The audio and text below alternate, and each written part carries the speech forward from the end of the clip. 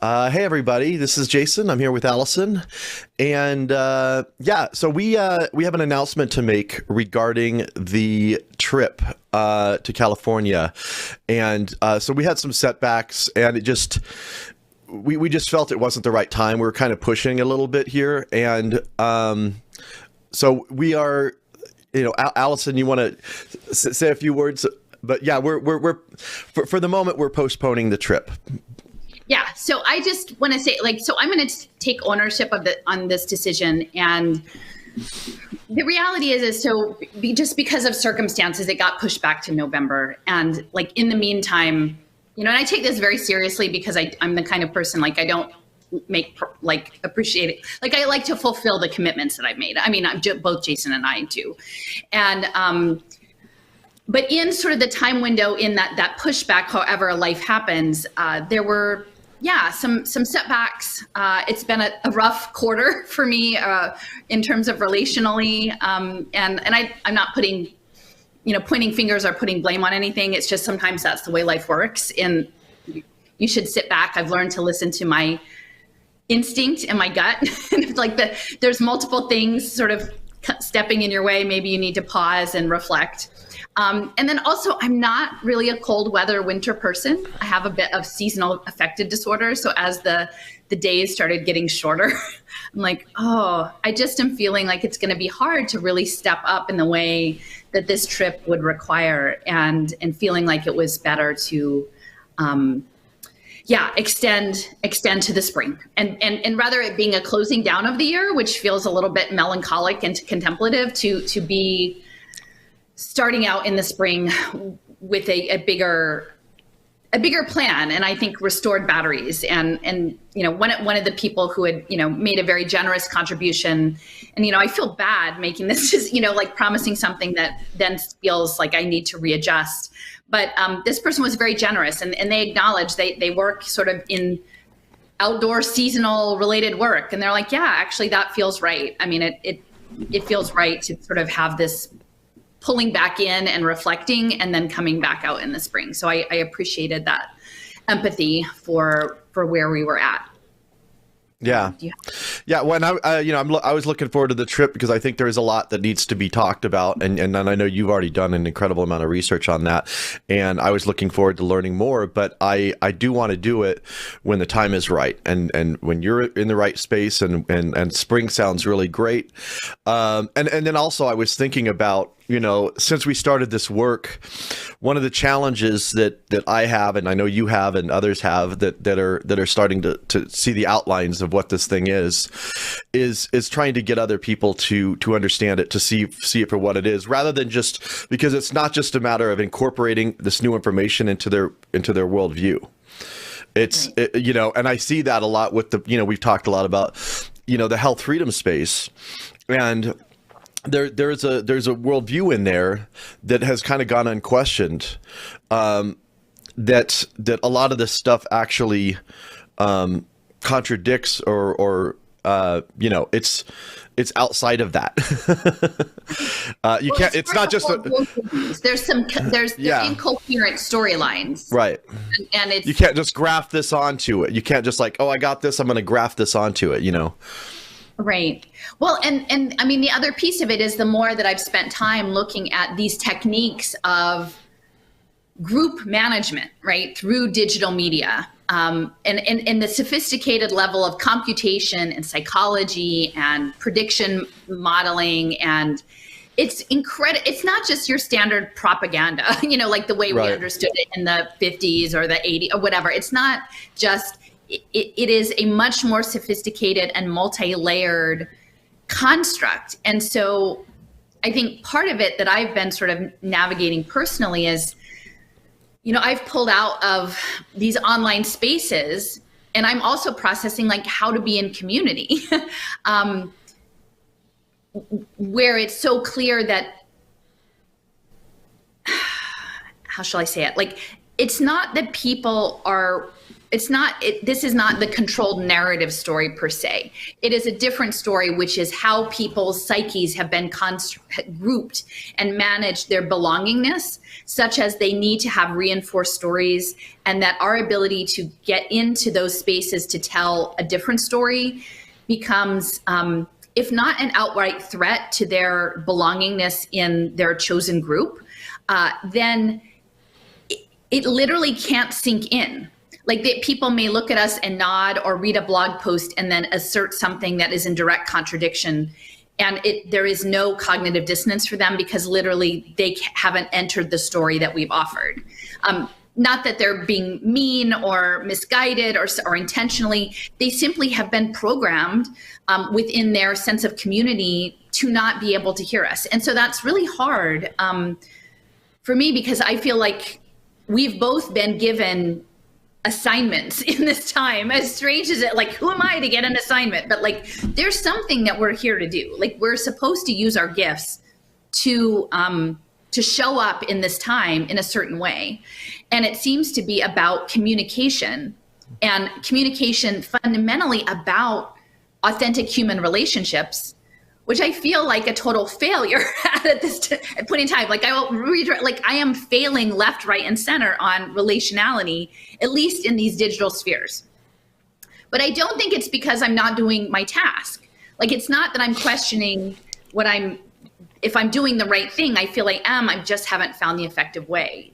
And so if I can just continue for a minute. So our mutual friend, Deep D, who's, and I love Deep D, and we're still in touch, even though she too is pulling back from social media. And she sent me something that, in India, they're monitoring social media posts and tying it to your online identity. And it's nothing that we should be shocked out, but this program is proceeding apace. But she said, I met this person where I'm at, and she does Vedic astrology. And she said, well, before your trip, I think it would be helpful for you if she could do your chart, because it might provide you, because she knows that I'm struggling with what to do next. Like, there's no guidebook for any of this. And so, so I did. And because I'm open to all sorts of potentialities of how that looks like. And she said, like, give me sort of 3 questions to focus on. And one was personal, but then 2 had to do with, one, the trip. Like, give me some guidance on this trip. And then the second was, who is the audience for this message? Can you, like, who am I telling this to? Like, where am I, any insight you can have on this? And then later I said, well, on the trip, we're postponing the trip. And she said, actually, that you're right. There's a time of eclipse or something, but between late February and early April is a good time. So I'm feeling that's consistent. But she said something really interesting, that initially she said, her reading was that my chart indicated working with chronic exploitation, things that are kept in secret, and out of status contracts. Now, I don't know how much Deep D said to her about the work that we're doing, Jason, but that's a pretty interesting analysis, that the task is to pull things in that are behind the curtain and foreground them. They have to do with chronic exploitation and ultimately this Web3 smart contract layer, right? And so that's what California is this, how does this domination system, has it emerged through the mission system into synthetic biology, through ultimately gamified contracting of our biological evolution? Like, that was really compelling. But what she also said was that, at any given time, according to their Vedic astrological research, which is a science, is that, and I know you're probably uncomfortable because you don't necessarily do this, but this is for me, like 70% of people are here, and this is helpful for me, that they're here in lower chakras, which is not looking down on them, which is not to say they're less than, but they're here to experience the material world. They're the food, love, sex, relationships, and a little bit of the hard stuff, but they're not living up in their mind. They're here for the other stuff. And so those people probably don't necessarily, not for any shortcoming on their side, but their journey doesn't involve this. Like, it's not going to sink in. And then she said the other thing is 13 to 17% of people are involved in the social contract. And Jason, like, I know that's always been your calling, is this social contract, right? The NGOs, what is actually going on in society and the structures of it. But she said, of the 13 to 17%, only 3 to 6 are actually interested in using it to like spiritualize or like help humanity towards a more freeing, sacred progression. The rest of them are learning which buttons to push to manage everybody. So she said, ironically, the people who are probably best equipped to hear what you're saying are the people who are standing and trying to grab the levers for themselves.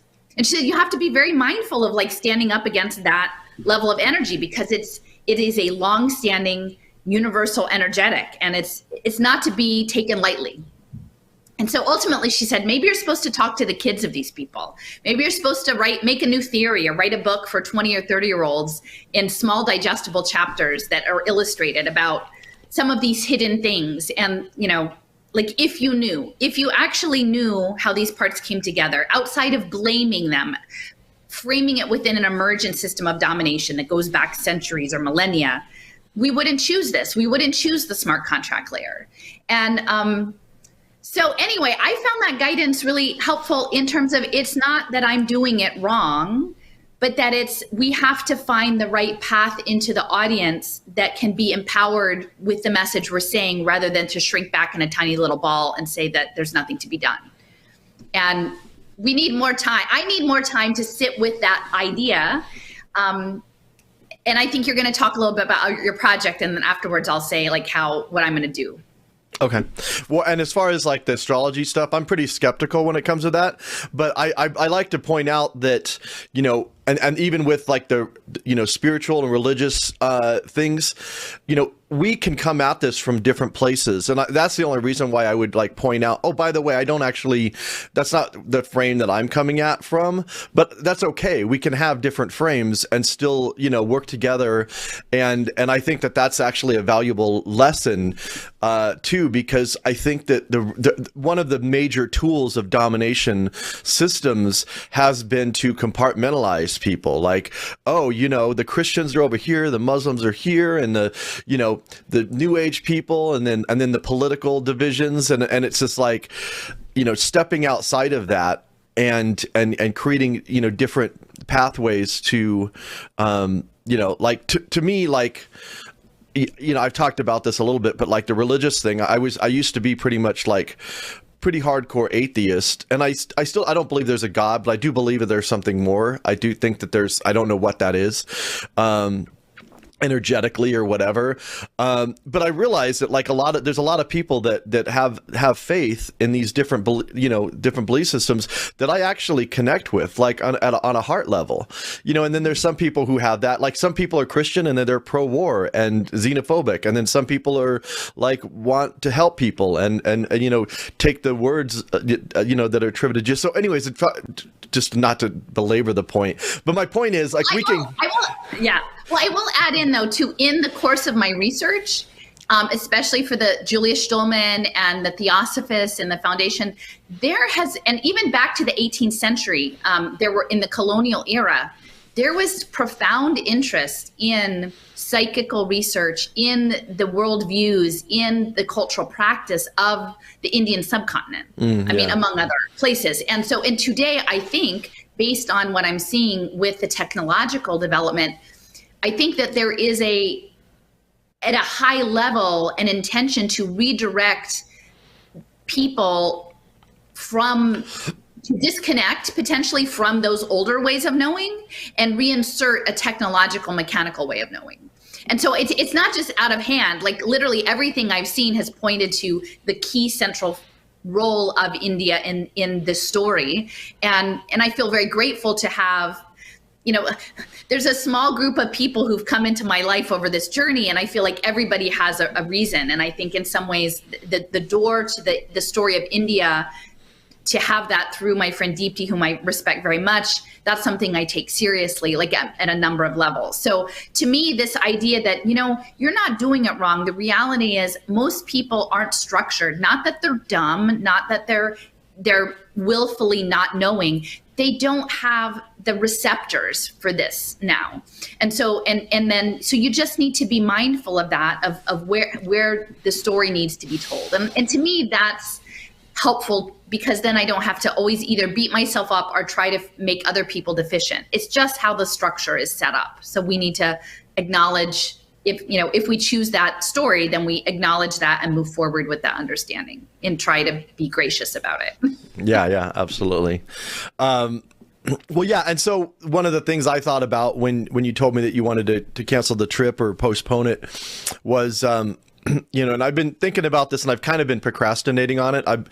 Because it kind of overwhelms me. Like, so when I do a video project, if it's something that's like doesn't matter that much to me, I can actually do it freely and loosely and have fun with it and not stress about it. Like I did a music video for a friend of mine, and it was fun, and it just like it was creative, and I didn't feel any pressure. Whereas like something like this, because I know it's so important, I feel like this incredible pressure to do it right. And so then I get kind of paralyzed in the process. So that's something I'm trying to overcome, but I have been collecting little clips and creating like I have like little note cards, digital note cards of just different ideas and different things that I've collected from you, and some of the clips that you've shared, and some of the other things that I've come across in the past couple of years. So I have this like hodgepodge of stuff. And what I want to do is, create kind of an introductory video, because people are like, send me the 5-minute. Well, there's no way I could send you a 5-minute. Like, that's just not even possible. But if I would like to get it to an hour, hour and a half. To play in the CIA's mixed reality video game. Yeah, but even that, like, and that sounds good, but like, okay, but what does that mean? You still have to have an understanding of what that means. You have a gut reaction that you probably shouldn't walk in that door. Right. Yeah. Well, I heard I heard the CIA is good and they bring democracy to the world. I don't know. So anyway, so I'm going to...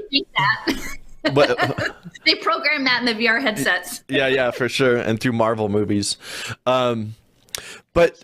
yeah, so I'm like, you know what? So these next couple of months, well, actually even more than that, because my goal is to put something together that's hour and a half that distills a lot of this stuff down, but it's not going to be as like informationally heavy as Alison's presentations. It's going to be more just kind of foundational, like creating, focusing more on the frame and like how we look at things, and what our current belief systems are versus this, and then like leading into what it is we're talking about, which is the cybernetic system and just the concepts of domination. Because I feel like there's something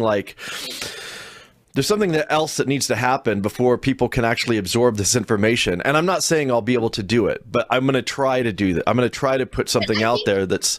Go ahead. It might be easier for you in your process if you try on that it is a work in progress. Yeah, for sure.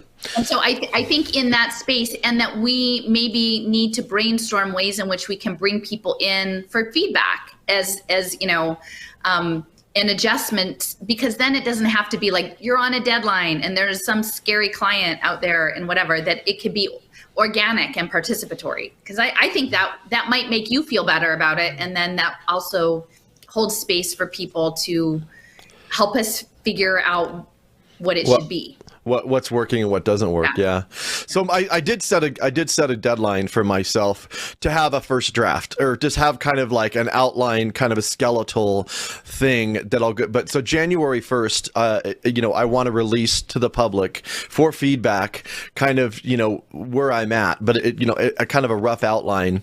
And I also am like, I've got a lot of artist friends, so I'm gonna, try to get some money together, and actually I have some money. A lot of the people that have donated to the trip have actually said that they're good with me using this money for this project. So I actually want to hire some artists to create some some animations. I want to do some like motion graphics and animations and figure out different ways to tell this story. Yeah, so that's kind of what I'm going to be spending, most of my time with here this next couple of months. And then, I'm not going to be done with it January 1st, but that's when I want to have something that I can present to to everyone to start getting some feedback. Like, what makes sense? Does this make sense to you? What are you lost on? What are your thoughts just in general? Because I know, like, corporations have their focus groups, and they get feedback from people. Not that I want to be like a corporation, but I do think that there's something useful in, hey, is this connecting? Because we all, I don't know, we all think differently, but we all have different ways of thinking about the world. And, what works for one person may not work for another person. Like, to me, even though when I first met Alison, I didn't understand all of the bits and pieces. I got a general sense of it, but I was already kind of, through my life's work, I had already kind of set the stage for starting to get this. Whereas a lot of people, that stage hasn't been set. So that's kind of what I want to do with this video, is to maybe help set the stage a little bit. So when they come at Alison's, when they listen to Alison's 5-hour presentations, that maybe it'll click a little bit more. So that's what I'm going to try to do. Well, and my independent study project for the fall and winter, I've been working on just very basic, some like being able to do some of my own podcast recordings. Not that I'll be able to do them at your level, Jason, but at least I've continued to make some of these large maps, and really they're telling some fascinating stories. And what I'm hearing from a lot of folks is that, I either don't necessarily have the time at the end of the day to read some long blog post, and I actually would prefer to hear things. But yeah, 3 hours is kind of a lot. And so what I'm thinking is using these maps as a sounding board to kind of, I'm not great at just talking to a computer with no one on the other side as if it's a thing. Like, that's just I don't know how people who do podcasts like that do it, but I can't do that. So inviting friends or guests on to sort of walk through these maps in like half an hour to an hour format, some smaller bits, and getting some participation and getting some of the key concepts, and then sharing those out. And I did one this week with Cliff. So we were talking about a part of the map that was essentially that we misunderstand what a robot is, or what a robot is anticipated to be, that is not a Boston Dynamics robot dog or a Roomba, but is actually a smart sensing environment that wants to poke around and get around your body and in your head and how you operate. And I think ultimately some of the work around social currencies, that's about poking and prodding through digital money, how society works. And so I want to explore that. And so I bought a second little monitor, and I'm learning. I'm going to get a Zoom subscription, and I'm going to do that. And so I think that will be helpful too. The other piece is, I talked to you, someone had suggested about doing a more open question and answer. Like, doesn't matter what the question, the most basic, like try to walk people through where they're stuck in some of these ideas, which I think if there were participation around that, it might help shape how you adjust your content if we had that kind of feedback loop, so to speak, not cybernetics, but if we could get that level of participation. And I was talking with Cliff yesterday, and what he was saying is, if I suck at titles, and I know that you know that, Jason, but I thought I came up with a pretty good one, which is looking around the labyrinth, because this labyrinth thing keeps coming up. And I think a labyrinth is different from a maze because it's sort of a set path. You walk to the middle, but once you get to the middle, you can walk out. And so that if we could just see the labyrinth, we could find our way in and then back out, but we actually have to see it first. And when the woman says, I work with secret or hidden things, these things, you don't actually see the labyrinth that you're in. And what Cliff continues to sort of bring up is that you have to be mindful of getting entangled with it. Like like if you start poking at things or fighting back at things, then it gives it permission to push back at you. So how do we look at this in a way that isn't centered in blame and sort of negative energy, but is more of a matter of fact? And what does it look like where people are? And that was part of what I had hoped to come out of the online group that we had set up. And ultimately that didn't happen that way. But maybe it was because in a small environment, people either didn't feel totally confident about it, or maybe we just needed a bigger pool of people, right? So maybe if instead of if that didn't happen there, maybe it could still happen in a Q&A format if I can create a space online, because I'm mostly shadow banned. They took my YouTube channel down this week. Well, not all the way down, but they put a block on it for a couple weeks. So I'm not, like, I won't have a live stream where all of a sudden people are going to be peppering me with questions, because we've seen that even in the past, Jason. It doesn't come up in the chat. The chat is more of a social construct for the people participating than direct questions. So if we can be intentional about saying, like, hey, are you out there? Because I'd love to know. I know that people are out there. Look, somebody yesterday actually sent me a lovely box of acorn caps and yarrow to take, either, like, if not on the trip, on the next site visit. So there are people out there, even though I may not know it at the time. And I will just say, I mean, part of the reason I'm not going is that it's hard to carry this. It's hard on us who see it and who feel like we're not effectively carrying out our obligations. And let's see, I was just thinking about this morning in the shower. Like, I feel like there is a certain expectation, because I've been seeking community, like, around these issues. And I know you have too, Jason. But my skill set is the scout. Like, my skill set, that, that whatever that trope, like, if you want to go fast, go alone. If you want to go far, go together. And I kind of wanted both of that. Like, I felt like I was the one to go fast and alone to the edge and to look and to scan the horizon and then to come back. But I always wanted there to be a community to come back to and say, okay, this is what I saw. This is how I imagine it. What do you think? And that hasn't happened yet. And maybe, the more I understand the insidious nature of digital discourse, so to speak, it's not surprising. I shouldn't be shocked that it can't happen in that way. And I shouldn't be disappointed either in myself or in others that it can't. But I do need to find some way of integrating both, allowing people to meet, for me to go fast and far by myself and then come back in and center with others. Like, that is an important thing. But then that also requires some others to be able to engage in the material and collaborate and think through things. That's what these goofballs are trying to do with their cloud brains, is get us to think online together.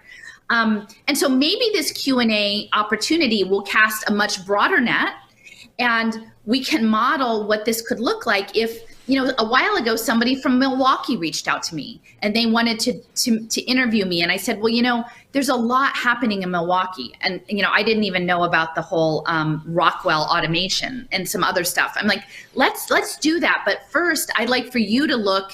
And so when we come into conversation together, you have your material and I have my broad overview, and I can give you a few pointers of where to look, and then we can have that conversation. So I'm thinking that maybe another model for the winter would be you work on the film, packaging what we have. I work on finding new formats to tell parts of the story in new ways. And hopefully some of that is collaboratively. And then some of that, in doing that, can empower people to not be nihilistic, but to do that looking in their backyard, specifically around things like human capital finance, smart systems technologies, and gamification, and how that presents across educational, healthcare, social welfare, housing, food. Like, there's a number of different presentations. And anyway, so I guess I'm just putting a call out to say I'm still working on this. Like, I'm still working on what does an online collaborative community look like. And if this seems helpful, like, there is a mutual responsibility we have to one another to put in the time to bring this forward. This isn't a sit back and look at a handful of people, do the work, consume it, and then consume a bunch of other stuff too, and then consider the consuming part is simply your role in the undertaking. I think, again, maybe for the 70% people, but for those who see and are concerned about the social contract, yeah, we need you, and we need to figure out how to work together productively. So anyway, that's my 2 cents. I don't know if that makes sense, but hopefully I can see that there being some resonance between what I'm trying to do between now and March and what you're trying to do. And that in an optimal world, those two projects will bounce back off of one another. Right. Yeah, for sure. Well, and I also think like too, I think there are a lot of people that kind of just intuitively, feel like what you're saying is true, but they don't quite fully get it. And so, yeah, I think it just requires a lot more patience and trying different things. And, yeah, I think we both have a good understanding of kind of. Well, I think we've been pretty patient, but in a certain respect, it actually requires people to engage and bring forward material to the table. Yeah. Which is what we haven't really seen yet very much. I mean, right. In a handful of cases, but for the most part, people are holding back and they're not bringing things to the table around these issues of the network, sensor technologies, and finance. And not because it's not there, it's because they haven't actually made a conscious choice to direct their attention in that area. Yeah. And I would say it's because there's, by design, many things competing for their attention, many of which are also in their real daily lives and they're just trying to get through the day. But if you're wandering around the media sphere, know that the things that attract your attention because they are trending, do so for a reason. Yeah, I think attention for a reason.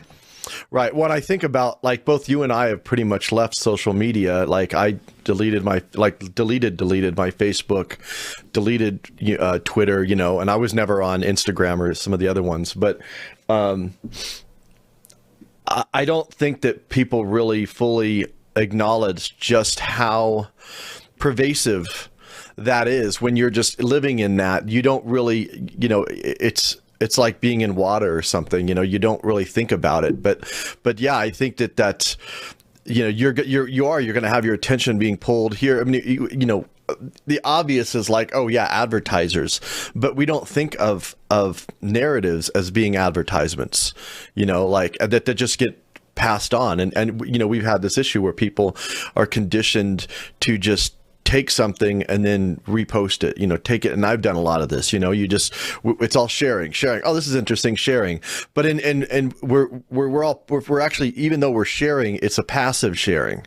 It's not, you're not actively engaged with it. And, so that's a difficult, I mean, that's something that even I'm trying to overcome of like, oh no, okay, I'm gonna actually need to take more of a thoughtful approach here. But it takes work. And, we've been conditioned to be consumers of information, or, who do you follow? It's, that's maybe some of it is like retraining your dopamine circuits. Mm-hmm. And I won't say this is easy. Like I do feel lonely, because I don't have lots of community where I'm at. I probably need to do better about working on developing that. But it's hard because then your point of reference on the world is so different from everyone else. If you try to dial back into just being a normal person, it's like you're trying on a new character, like you have to like put on a whatever and say, okay, like I'm going to not be myself. I'm going to be somebody else because in the world I can't be myself anymore. But when you pull out of these online things, I know that I did it for the right reason. And yet it's sort of like you just get erased out of the picture, just erased. I mean, I can't tell you I have redirects on my blog from Facebook and Twitter. Now it's like 3 or 4 people a day. Like, did everybody on Facebook just decide that my content was no longer valuable? That they didn't care? Like, I had thousands of people. Well, I wouldn't say that they decided that. I would just say that they're conditioned to reading their feed. And if it's not in the feed, when the internet first came out, and this even happened to me, I used to have a list of websites that I would go to get information, and and it was a growing, changing list. But people don't do that. It's like they have their feeds and they're fed. Yeah. And so I don't. I've even had people say recently, like, yeah, I kind of got what you were saying. Like, I got that now. Right. And I think we're conditioned in some respect to, like, certain content creators have a shtick that they do, and they do this shtick and it looks like this. And like, once you get, and I've done that before, like there are people that whose thing points of view I appreciate, but once you listen to a number of talks, you realize it's kind of the same talk with a few other lead-ins or examples, but it's the same content. It's not, robustly evolving over the course of the talks. And I think what I'm trying to do, and because I have the time and resources to commit to really trying to dial in on the different parts of how this is manifesting, not just like, oh, the new world order, a takeover of us via digital money or something, but like really, so what does it mean to live in an outside-in robot where, you know, I said this yesterday to Cliff, like I went back to look at the Macy conferences, right, on cybernetics. And why was Margaret Mead? You know, she was the chronicler of the Macy conferences, and she was a female anthropologist. And they're like, wow, you know, you might be surprised. Not only was she there, she chronicled it all. And I said, guys, I'm just thinking, like, it just occurred to me, the outside-in robot is your AI anthropologist.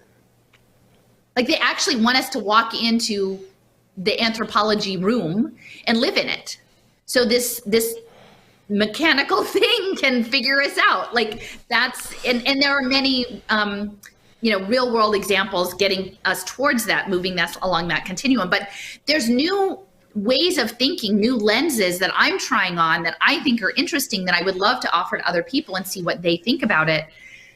But if what you've done is like, yeah, I know Alison, she does impact finance and she doesn't like blockchain, moving along, like I've got that in my backpack and now I'm going to just do other stuff. I'm like, no. There's more stuff we're trying to pull out so that once we see we pull it out from behind the curtain, we can sidestep it, right? Like that is the labyrinth and we can step around that. But it's not because I necessarily want clicks, but it is weird. It is weird to live this digital life and then also to be alienated from it, because once you make the choice to step away from the main platforms, yeah. So, you know, I feel like we're called to try to do some communication. I feel like this communication in California is going to happen. I feel like a spring arrival is more auspicious in many respects. And I think we'll be better equipped when that time comes, both with content to share that's more digestible, hopefully for people, and with new insights that will lay on that landscape. Yeah, well, I'm looking forward to it, and I'm looking forward to us doing some productive stuff this winter. And again, I want to just thank everyone. I want to thank everyone who contributed to the trip. And we've already reached out to. We kind of were waiting to put this video out because we wanted to first reach out to everyone who'd contributed and let them know what was going on. And you got your van up and running, right? Yeah, my van's up and running. I'm actually still doing a couple little things since I have a little more time that weren't like dire, but I'm putting a new gearbox in this week, which will be fun. The steering was a little bit loose, so that'll tighten up the steering. Anyways, I'm actually going to make a video about my experience working on my van, because it's kind of a funny story with a lot. I mean, it's kind of a tragedy a little bit. Like it's been an ordeal, but it's an interesting story, and people might find some value in hearing the story in terms of we should do it like cybernetics, because that's the thing I'm realizing about this. It's all about governance and steering, Jason. And these people came out of the big automobile companies. Like I just realized that Alfred Sloan is a key player in all of this too. And he was General Motors and he worked with Peter Drucker. So it's interesting, the overlayment of like, yeah, your gearbox and the loose steering and tightening it up. That's really actually quite a... Yeah. The main things I've been working on with my van is the front end suspension and the steering. So that's kind of what's been consuming all of my time this summer. But there's a functionality to it. But, but the question is, do I have the right to force my van to go where I want it to go? I don't know. I'm just kidding. But no, so in terms of like... AI wants it to be their travel van. Won't you be my sensor? Yeah, exactly. Well, and it's like, I really want to get to working on building the inside of it because I want to put cabinets in it and all this other stuff. But I've yet to get around to that part of it. I want to actually build the inside of it. I have a bed in there, but like, I want to actually make it like a little camper van. We'll get there. Maybe next summer we'll be able to work on that. But it's been an interesting... Without a call. Oh, go ahead. Are we wrapping? Oh no, I was just saying it's just been an interesting journey, the process of coming at it with like I didn't know anything. So I'm like watching YouTube videos and I'm looking things up and well, what's the name? Like even like I didn't even know the names of things. Like what's this bar right here? What's this called? Like you can't even like if you don't know the name of the thing, you can't even search to find out how to fix it or replace it. That's a really good point. If you don't know what it is, if you don't have a word for it, you have no frame of reference. Yeah. So I've been self-taught on doing all this car work because like the, you know, mechanics, actually, I hate to say it, but I don't really trust a lot. There's a lot of sketchy mechanics out there. And again, they'll take advantage of you. You don't know what you're, you know, so I'm like, plus I didn't have the money to pay, you know, to pay a mechanic to do it. So I've had to like kind of force myself into doing this. It's, but yeah, the video will be coming. But I'll probably make the video because I want to focus my energy on this, but later on, but like eventually I want to make a video about this experience because but yeah, knowing what you're doing, figuring it out. Well, so I would just like to invite people into this conversation. I'm learning as we go. I think ultimately if we can teach people how to look at this with clear eyes and not run away and feel despondent and that know that we have each other and to look at it where we are and to be in conversation, like that would be a huge progress in my opinion. And I would just say, if you have learned stuff from us and you value the frame that we bring, like consider it's kind of like, I don't know, the PBS broadcast, like consider donating your time to looking at where collective impact is and engage, even if it's not like, I'm open to doing an online conversation, but just send me the Q&A so we can start to talk about it in a way that is connected to people.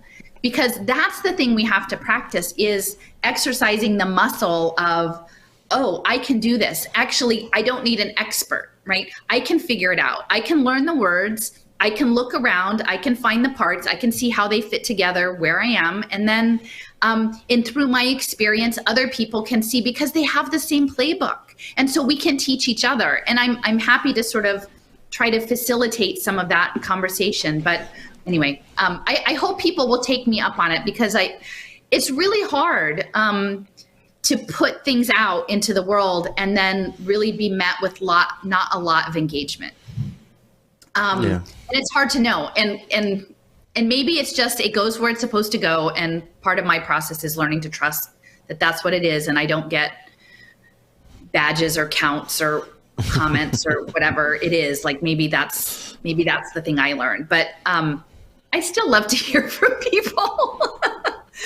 Yeah. Well, you even said something to me like a week ago, where you're like, yeah, you should reach out to your community. And I wrote back, I was like, I don't really have a community anymore. Like I used to, because I ran this human rights festival. So I showed documentaries and all this other stuff. And I actually had I felt like I had a pretty strong community. And then I just started, over time, I started to kind of drift off into like, pursuing, questioning the money system, questioning, 9/11, questioning these other things that weren't necessarily like good to pursue in terms of marketing. Like you want to build the largest audience that you want, but I was more concerned with like, the truth than I was that. But yeah, it's hard because you're like, yeah, you want a community. Like I want to have a community of people, but like, I can't do that at the cost of like not being in the, like seeing reality,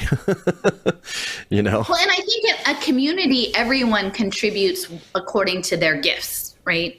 And so you and I have different, we have intersecting skill sets and gifts, but we each have our own distinct gifts to offer into the space.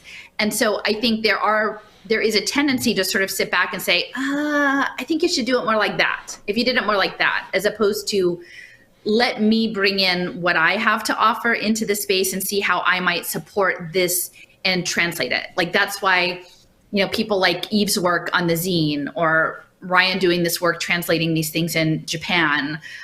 There are people out there who are using their skills and gifts into expanding the consciousness, and we don't always know how that presents and where that presents. But yeah, like I think because it's empowering, actually. I mean, to go beyond the content consumer sharer model into the agency, like having agency and participating model, there is actually something satisfying in that. And that, I think, gives you a different kind of dopamine hit than just a click and a like and how many numbers do I have and how many reshares and things like that. It actually, because you're driving yourself, you're in your own, you're behind your own steering wheel, and you can do it. Like, I believe that people can totally do that. Well, great. Well, thank you, Alison, and thank you all for listening and supporting. And and thanks for our donors. Like, again, thanks again for your patience. This was on me, like, just in terms of clarity about the postponing, but I think it will ultimately be the right decision, and I appreciate people's graciousness and being flexible about the timing and directing some of the resources towards helping Jason finish out the video. It means a lot. So thank you. Yeah. And then we'll keep you posted about when we reschedule, or, the trip, and